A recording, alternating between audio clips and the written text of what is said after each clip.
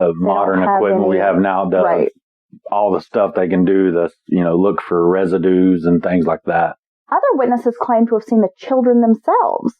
One woman who had been watching the fire from the road said that she had seen them peering out of a passing car while the house was burning. All right. Another woman who worked at, a restaurant that's nearby, somewhere between Fayetteville and Charleston, claimed that she'd served them breakfast the morning after, on Christmas morning, and noted that there was a car in the parking lot with Florida license plate that the kids got into, loaded into after she fed them breakfast. That's strange. The Sodders would hire a private investigator, a man named C.C. Tinsley. He was from a town called Gawley Bridge. I'm pronouncing that correctly. They were going to hire him to look into the case. Now, he'd learned about that insurance salesman who had threatened George with the fire. Yeah. Because of the Mussolini thing.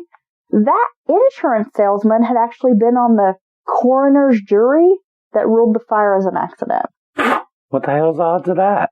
He also heard some rumors around Fayetteville that even though no remains had been found in the ashes, the fire chief had found a heart, which he packed into a metal box and buried. A heart? There had been quite a few rumors that the chief had found, lots of charred bones and body parts, but that he didn't want to further upset the family by telling them, I found pieces of your children. Yeah. Okay, so you're going to find tissue, a heart made out of soft tissue, but supposedly everything else is burnt. I mean, yeah, I don't know. Okay, so here's the story.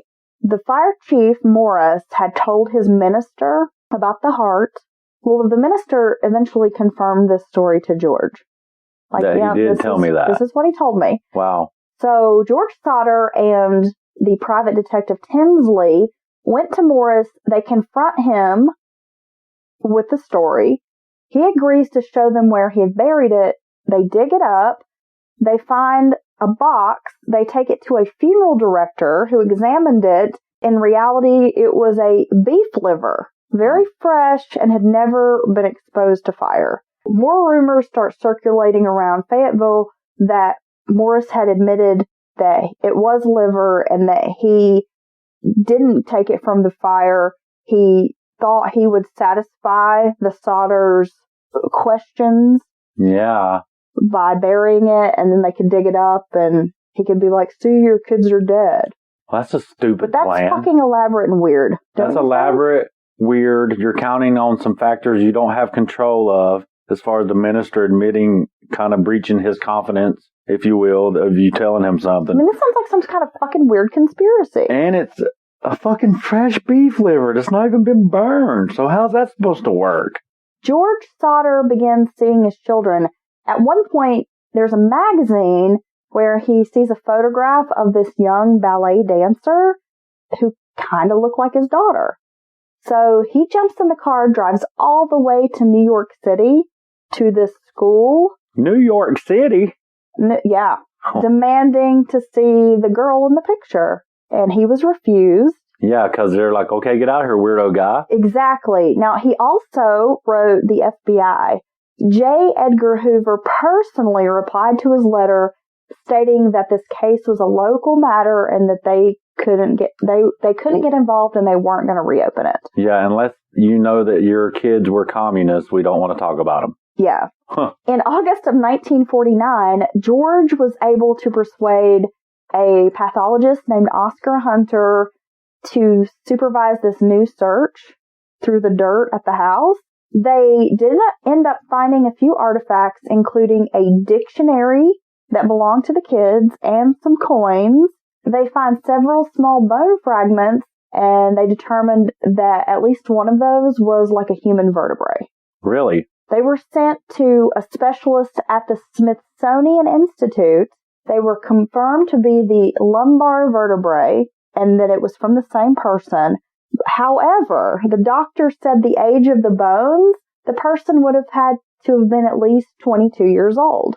Which is way older than any of the kids that perished. Exactly. Jesus. This specialist also said that the bones showed no sign of exposure to fire flame. There was nothing that indicated that that this person would have died in a fire. More cover up. He said he thought it was really strange because these were the only bones that are found. There's a wood fire, that it would have left some sort of like full skeleton. I mean, he's like, this was a wood fire. I mean, he's like, there would have had to be some kind of full skeleton types of bones left behind. He concluded his report saying that the vertebrae had probably come from some dirt that George Sodder had brought there to bulldoze over the site. Yeah. And like fill it in. Okay. Which made sense. And the detective, or the private eye guy, Tinsley, supported, I guess, the theory that the bone fragments had probably come from like a nearby cemetery or place where they had found this dirt. It's just all very strange. I was going to say, maybe they found another murdered person. So he was like, he was like, it makes sense, but I can't explain why this dirt would have been taken from like a cemetery and brought here. Well, unless it was a very, very old one that had long since been, tombstones gone and such. The Smithsonian eventually would return those bones to George Sodder, and according to their records, they don't have any idea where the location is after they return them. All right. To George Sodder, we don't know what he did with those vertebrae. The investigation started to attract national attention. The West Virginia legislature actually held 2 hearings on the case in 1950. The governor, Oki L. Pattison, and the state police superintendent told the Sodders that the case was hopeless, and they closed it at the state level. Wow. The FBI decided to look into the case because they thought there could be some sort of possible interstate kidnapping, because these leads kept pouring in that people had seen these kids.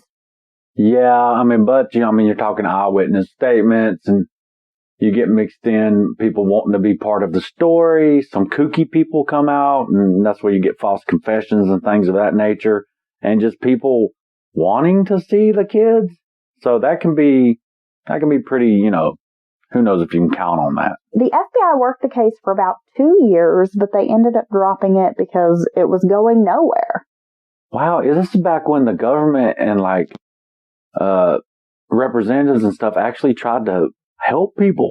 No. I mean, if you will, yeah, it used to happen. When the government worked for you. Am I being punked? No. Where's Ashton Kutcher? No, just like that congressman that went down there in Guyana to check on those people because of a worried family member. Are you talking about like I was about to say the George Jones cult? Yeah, the George Jones town. People loves country music. Yeah. No, you mean Jim Jones? Yeah, Jim the Jones. Kool-Aid yeah. fuckers? Okay. The congressman went in person to check it out and gave his life, to that. Our congressman can't even read reports.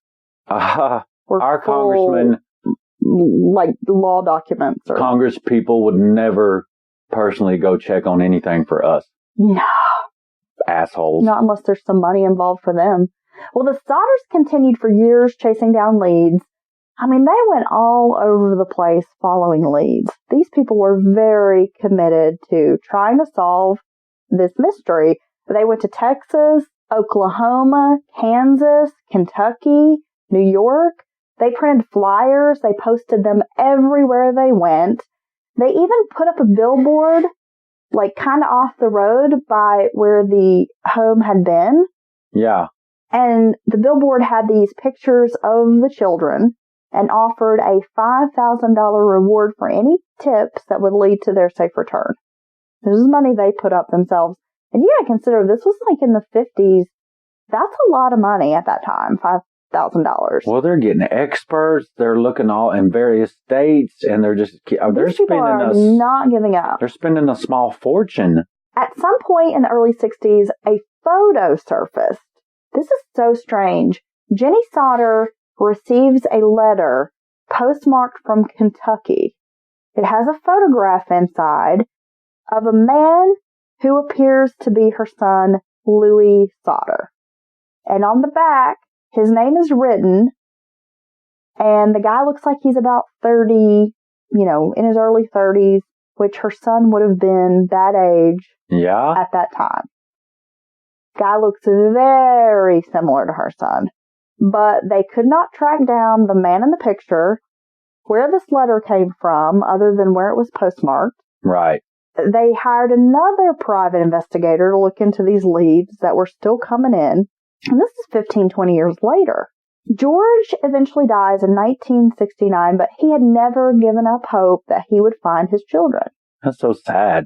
Jenny and her surviving kids, except for John, never talked about the night of the fire, except to say that the family just had, I guess, were still seeking answers. Yeah, I mean, I don't blame them, honestly. If you truly believe that it wasn't what other people in the area said it was, as far as a coroner or, cops, or just, how could you ever let that go? If you think there's a possibility that your children didn't die in that fire and that they were out there somewhere. I mean, just hope, clinging on to some kind of hope. Well, after George passed away, Jenny stayed in the family home. She ended up kind of putting a fence around it, adding additional rooms. And for the rest of her life, she would wear black, like she was in mourning, or when she would go out and tend the garden at the site of the old house. Wow. After her death, which was in 1989, the remaining family members took down that weathered billboard. It was still up. In 1989. Yeah. That's crazy. There's some weird stuff surrounding the fire. I mean, logic says, okay, these children, they had to burn in this fire. Yeah. But who knows? I mean, it's truly a mystery. So what happened to the Sodder children? Did they die tragically in this terrible fire? Or were they taken, possibly raised under new identities? Could they be out there somewhere? And what motivation is it for someone to do that? You know what I mean? Again, there were some theories circulating that George's just criticism of the Italian government could have pissed off some mafia, like some crime members. Well, it sounds like he not only possibly criticized the government, but also the things the mafia was doing back in his homeland. Because, I mean, if I'm not mistaken, it was just the killing grounds. I mean, they killed any and everybody that stood against them or tried to stop their strong arm tactics, because everything they brought to America, they perfected back in Italy before they brought it over. A couple of things that I read while researching this case suggested that George believed that the mafia was responsible for the fire.